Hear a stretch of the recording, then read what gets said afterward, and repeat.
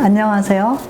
오늘은 출애굽의 여성 지도자 미리암에 대해서 얘기해 보도록 하겠습니다.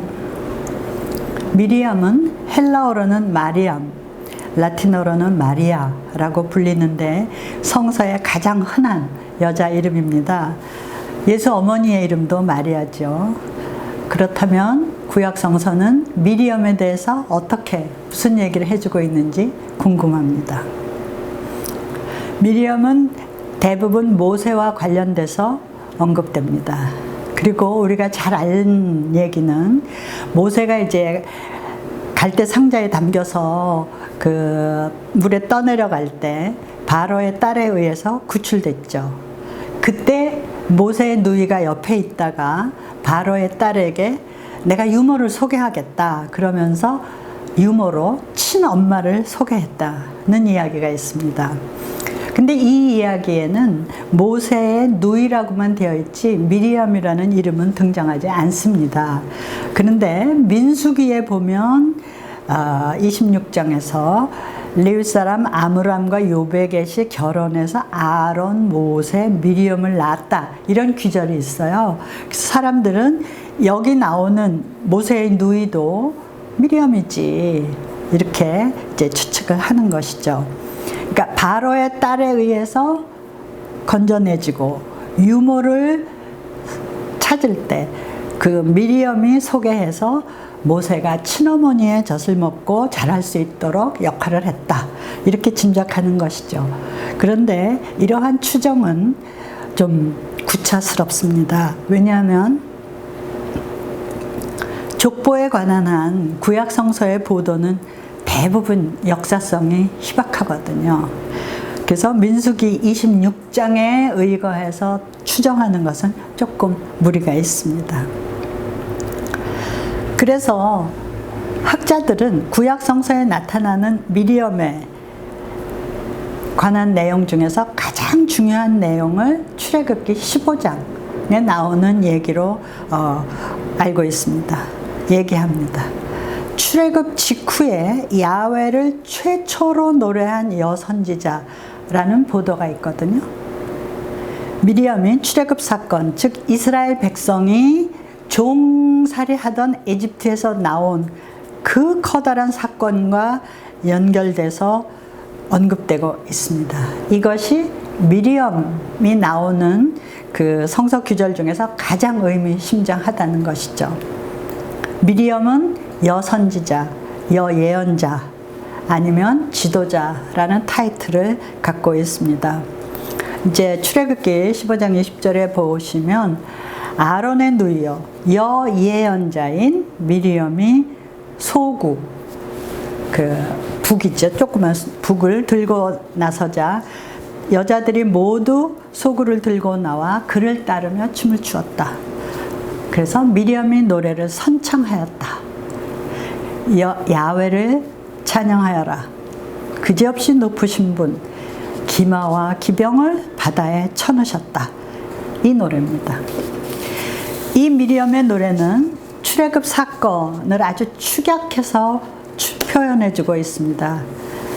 이집트 사건은 이스라엘에게는 민족적으로나 종교적으로나 가장 핵심적인 사건입니다.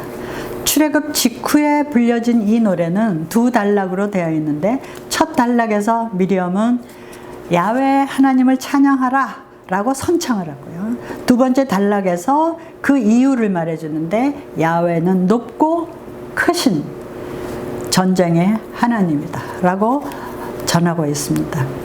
야훼 하나님은 아주 높으신 분으로 높으신 하나님으로 이스라엘을 에집트의 손에서 구출하시기 위해서 에집트의 말, 전차, 기병 등 모든 전쟁 도구를 바다에 쳐넣으셨습니다. 그래서 이스라엘은 이집트의 추격을 따돌릴 수 있었고 무사히 홍해 바다를 건너온 것입니다. 이렇게 이스라엘 역사상 가장 중요하고 위대한 야훼 하나님의 구원 행위가 미리암에 의해서 춤과 노래로 찬양된 것입니다. 구약 성서에 보면 전쟁터에서 승리하고 오는 군인들을 환영하면서 여자들이 노래하고 춤추었다는 보도들이 몇 군데 있습니다. 가령 사사기 11장에는 입다의 딸이 전쟁에 승리하고 돌아오는 아버지 입다를 맞으러 나오는 얘기가 있고요. 또 사무엘상 18장에는 다윗이 블레셋을 쳐부수고 돌아올 때 여인들이 나와서 노래하고 춤추었습니다. 그러니까 우리는 출애굽 15장 20절, 21절에서도 미리엄이 전쟁에서 돌아오는 군인들을 환영하는 그런 노래를 부른 게 아닌가, 그렇게 추측해 볼 수 있습니다. 근데 여기 큰 차이점이 하나 있어요. 그거는 다른 노래에서는 승리하고 돌아온 인물, 다시 말해서 전쟁의 장군, 인간 장군을 환영하고 있습니다.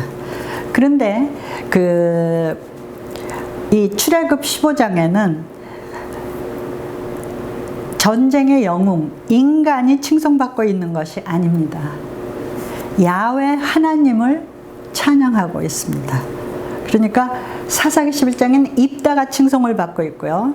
그 다음에 사무엘상에서는 다윗이 칭송받고 있는데, 환영받고 있는데, 이 미리엄의 노래에서는 인간 영웅이 찬양받고 있는 게 아니라 야훼 하나님이 찬양의 대상이죠. 위기에 처한 이스라엘을 이집트 손에서 구하셨고, 이집트 군대를 바다에 쳐 넣으셨으며, 야훼 하나님은 전쟁의 하나님으로 이집트를 물리치시고 이스라엘을 승리하게 하셨다는 것, 이것을 노래하고 있습니다. 이러한 표상은 이스라엘 종교의 가장 옛 단계를 보여준다고 학자들은 말합니다. 야훼 하나님을 여예언자 미리엄이 선창하면서 춤과 노래로 찬양하였습니다. 이 자료가 구약 성서 중에서 가장 귀하고 오래된 보석 같은 내용이라고 학자들은 입을 모아 말합니다. 아마도 미리엄은 전쟁의 영웅을 환영하던 다른 여인들과는 달리 전쟁의 현장에도 참여했었던 그런 제사장이 아니었나 생각이 듭니다. 이제 이 얘기는 드보라 얘기할 때 조금 더 많이 나올 거예요. 근데 다른 전쟁 영웅 인간을 환영하던 사람하고 미리엄은 달랐습니다. 미리엄은 여예언자, 또 다르게 표현하면 여사제의 타이틀이 달려 있고요. 그 다음에 지도자라는 타이틀도 갖고 있습니다. 출애굽기 15장 20절에는 이제 미리엄이 여예언자라고 돼 있죠. 여예언자가 뭐 하던 사람들일까? 구약성서에 여예언자가 많이 있나? 이제 이런 질문을 하실 수 있는데, 미리엄하고 드보라, 이 여성 지도자들한테 달려 있습니다. 이 타이틀이. 이거 굉장히 중요한 사건이에요, 사실은. 그리고 굉장히 중요한 자료입니다. 그 외에는 뭐 훌다도 있고 이사야 부인도 있고 노야다도 있고 뭐 이런 사람들이 이제 예언자라는 타이틀을 갖고 있지만 무슨 역할을 하던 사람인지 규정하기는 그렇게 쉽지 않습니다. 아마도 미리엄이나 드보라 같은 사람은 하나님의 특별한 영을 받아서 위기 상황에서는 이제 전쟁터에서 전쟁을 수행하던 군인들에게 힘을 실어주던 사람이고, 평상시에는 제의나 예배 현장에서 예배를 인도하던 그런 특별한 능력을 가진 영향력 있는 인물이었다고 추정들을 합니다. 그러니까 출애굽기 15장에 나오는 미리엄은 이집트하고 싸울 때 이스라엘 편에서 이스라엘을 독려하고 승리한 후에는 이스라엘을 승리하도록 도우신 하나님을 찬양하는 데서 선창하는 그런 영적 은사를 가졌던 지도자였다, 이렇게 짐작하는 것입니다. 그런 그 역할을 했기 때문에 여예언자라는 칭호가 붙어 있는 게 아닌가라고 생각하는 것이죠. 근데 이런 상황을 미가서에도 그 뒷받침하는 규절이 나옵니다. 미가서 6장 4절인데요. 거기 보면 하나님, 내가 너희를 이집트에서 이끌어냈다. 모세와 아론과 미리암을 앞장세워 종살이 하던 데서 너희를 해방시켰다. 이렇게 돼 있어요. 그러니까 종살이 하던 데서 해방시킬 때, 다시 말해서 에집트에서 이끌어낼 때 모세와 아론과 미리암이 지도자 역할을 했다는 거예요. 앞장섰다는 거예요. 이렇게 보면 미리암은 모두 출애굽 사건과 관련돼서 언급되어 있고요. 그때 특별한 역할을 했던 지도자였다는 것을 알 수가 있습니다. 그래서 미가서나 출애굽기 15장을 연결해서 종합해 보면 다음과 같은 결론을 내릴 수가 있습니다. 다시 말하면 미리암은 출애굽 당시에는 모세, 아론과 겨누는 버금가는 민족적, 종교적 지도자였습니다. 그런데 미리암에 대한 전승은 출애굽 직후부터 주전 8세기, 그러니까 예언자 미가 시대까지는 전승이 됐는데 그 이상은 전승되지 않은 것 같습니다. 성서에 별로 언급이 없거든요. 그래서 모세와 아론은 계속해서 전승이 됐는데 아마 여성 지도자 미리암은 사람들 뇌리에서 서서히 사라지면서 모세와 아론의 누이였다고 이렇게 격화된 것이 아닌가라는 짐작을 합니다. 이런 짐작을 확인해 주는 이야기가 있어요. 그게 어디냐면은 민수기 12장입니다. 여러분들 아마 잘 아시는 얘기일 거예요. 이 얘기를 한번 살펴보죠. 선지자 예언자, 선지자 같이 갑니다. 아론과 미리암이 모세와 동등한 자격을 논하다가 우리 다 동등하잖아 라는 식으로 얘기하다가 미리암이 야훼 하나님께 벌을 받았어요. 아론은 벌을 받지 않습니다. 근데 미리암은 벌을 받고 문둥병에 걸리게 되었다는 이야기가 나옵니다. 여러분들 굉장히 잘 아시죠? 이 이야기. 한국교회에서는 이 이야기가 아주 유명합니다. 그래서 목회자에 대한 비난이나 어떤 그 비판 이런 거를 금지시킬 때 반드시 이 얘기를 인용하죠. 절대 순종해라 목회자에게. 그렇지 않으면 투덜거리거나 비판을 하면 미리암처럼 문둥병 걸린다. 그건 요즘 말로 하면은 암 같은 죽을 병에 걸린다는 소리다. 조심해라. 이제 이런 얘기를 하면서 이 미리암 얘기를 늘 인용하죠. 민수기 12장을 보면요. 아론과 미리암이 같이 얘기를 해요. 그리고 그 얘기하는 내용이 뭐냐면 왜 모세는 구스 여인, 다시 말하면 이방 여인제 에티오피아 여정과 결혼했을까? 그런 게 하나 이제 비판의 내용이었고, 또 다른 하나는 왜 모세만 특별 대접을 받지? 우리도 다 사제잖아. 미리암도 아론도 다 사제고 우리 다 똑같이 선지자인데 왜 모세만 특별 대접을 받지? 라고 둘이서 얘기를 한 거예요. 모세와 관련된 이런 의혹에도 불구하고 야훼 하나님은 모세가 특별하다. 그 온유함이 지면의 모든 사람보다 높았다고 얘기하시고요. 또 특별 취급을 받는다 모세는, 이런 거예요. 그래서 미리암이 물어본 거예요. 왜 그렇죠? 우리보다 뭐가 더 뛰어난가요? 라는 식의 얘기를 한 겁니다. 그러니까 이거는 굉장한 질투나 불평이라기보다는, 비난이라기보다는 질문이었어요. 근데 이 얘기에서 이 미리암의 질문이 모세를 향한 비방으로 이렇게 해석이 되면서 문둥병에 걸려서 눈과 같이 피부가 휘어졌다라고 되어 있습니다. 그래서 미리암은 병에 들었으니까요, 격리됩니다. 진 바깥으로 격리돼서 섞이지 않게 그렇게 됐습니다. 그래서 일반적인 해석에 의하면 여성 지도자였던 미리암은요, 말 많고 질투가 심하고 여자라 어쩔 수 없었다, 뭐 이런 거예요. 할 수 없이 벌을 받고 지도자 반열에서 제거될 수밖에 없지 않았는가, 이런 이제 해석이 있는 거죠.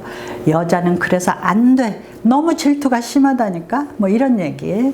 그 다음에 또 교회에서는 목회자에게 순종해야지 뭘 대들어, 뭘 따져, 이제 이런 거죠. 그런 것들이 강조되는 겁니다. 교회에서는 목회자에 대한 도전이나 수직적 위계 질서에 대한 어떤 비판도 절대 허용되지 않는다. 그것이 하나님의 뜻이다. 그래서 하나님이 스스로 미리암을 문둥병으로 벌하신 것이다. 잘 알아들어라. 이런 얘기인 거죠. 아마 목회자 분들은 이 해석을 굉장히 좋아하실 것 같습니다. 그리고 이런 해석은 교회 여성들 사이에서는 아주 널리 알려져 있고 굉장히 무서워하는 이야기입니다. 그래서 저같이 좀 성서 해석을 목사님하고 달리하는 사람들에게 저도 이제 직접 들었어요. 아주 친한 분에게, 너 그렇게 가다가는 문둥병은 아니더라도 무슨 심한 병에 걸릴지 몰라. 그러니까 조심해. 이런 얘기를 직접 들었습니다. 그러나 이런 이야기나 해석은 너무 전근대적이고 권위주의적입니다.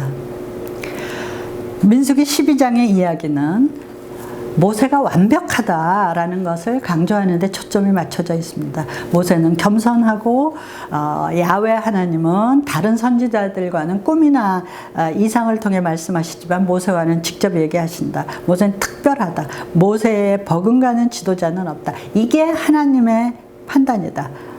이런 얘기를 이제 하고 있는 거죠. 모세의 완벽함과 특별함을 강조하는 것입니다. 근데 여기서 이제 여성 독자들이 굉장히 이상한 점을 하나 발견했어요. 뭐냐면 모세가 에티오피아 여인, 구스 여인과 결혼한 거에 대해서, 또 모세가 이렇게 선호 받는 거에 대해서 혼자서 불평을 한 게 아니거든요. 아론하고 같이 얘기했어요. 그런데 벌은 미리암만 받았습니다.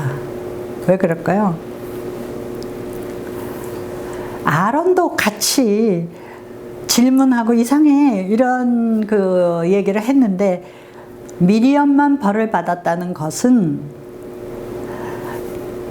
미리암의 질투가 더 심해서 그렇다, 뭐 더 세게 얘기해서 그렇다, 이렇게 보기에는 문제가 있습니다.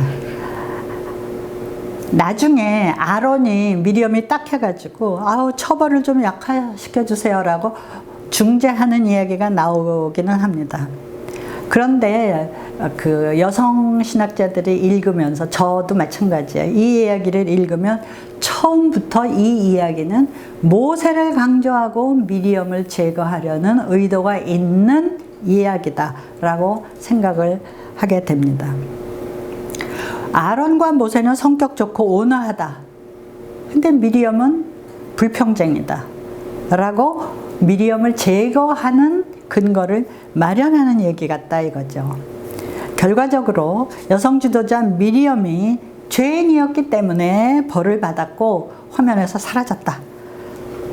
이렇게 이제 믿게 만드는데 무슨 죄를 미리암이 혼자 그렇게 지었는지 참으로 궁금합니다. 성서는 말하고 있잖아요. 아까 얘기한 그것뿐입니다. 이 이야기는 아마 아론과 미리암이 한때 모세와 겨눌 수 있는 그런 지도자였을 것입니다. 그런데 모세의 위치는 전승이 되면 될수록 확고해지고 커지고 넓어지면서 대신 아론과 미리엄의 얘기는 굉장히 줄어들지 않았나, 이제 이런 생각을 합니다. 모세가 하나님의 종으로 그 자리를 굳혀가면서 그렇게 전승이 이제 풍부해지는데, 다른 경쟁자들은 서서히 이야기가 줄어들고 뒷면으로 밀려나는 과정이 이 이야기에 들어있지 않는가, 이런 생각을 하는 것이죠. 미리엄은 여성이라는 이유로 거세 당했고요. 이를 정당화하기 위해서 불평쟁이 반역자로 낙인을 찍혔고요. 본래 미리엄이 지도자로 역할을 했던 이야기들이 대부분 탈락되고 사라지면서 단편적으로만 우리들에게 전해지고 있는 것 같습니다. 그런데 여기 참 재미난 게 있어요. 백성들 사이에서 미리엄이 굉장히 존경을 받고 있었나 봐요. 이 이야기 당시에는. 왜냐하면 미리엄이 격리되어 있었을 때 백성들이 움직이지 않은 채 그녀가 그 격리가 풀릴 때까지 기다렸다는 이야기가 나와요. 그녀가 미리엄이 자기들과 함께 할 때까지 백성들은 기다렸습니다. 그러니까 백성들은 미리엄이 부당하게 그러니까 병에 걸렸다는 것을 알고 있었던 것 같습니다. 그러니까 미리엄이 민수기 20장에 보면 뭐 죽어서 어디에 묻혔고 이런 보도도 다 나오거든요. 그러니까 그 세월이 가면서 여성 지도자는 사라지고 남성 지도자는 더 부각이 되는 이제 이런 그 패턴으로 넘어가지만, 백성들 사이에서는 미리엄의 존경과 사랑이 계속 있었던 것이 아닌가, 이런 추측을 해보게 됩니다. 이제 결론적으로 말씀을 드리겠습니다. 미리엄은 출애굽 당시 또 직후에 공동체 안에서 굉장히 중요한 역할을 하던 여예언자였습니다. 그래서 예배에서 찬양하면서 선창하면서 예배를 이끌었던 것 같습니다. 그리고 이 미리엄에 관한 얘기는 굉장히 널리 퍼져 있고 풍부했었을 것 같습니다. 그런데 세월이 가면서 이스라엘이 이제 가나안 땅에 자리도 잡고 사사시대를 거치면서 왕국시대로 넘어가면서, 그러니까 제도가 생기면서 남성 중심 사회가 되는 거죠.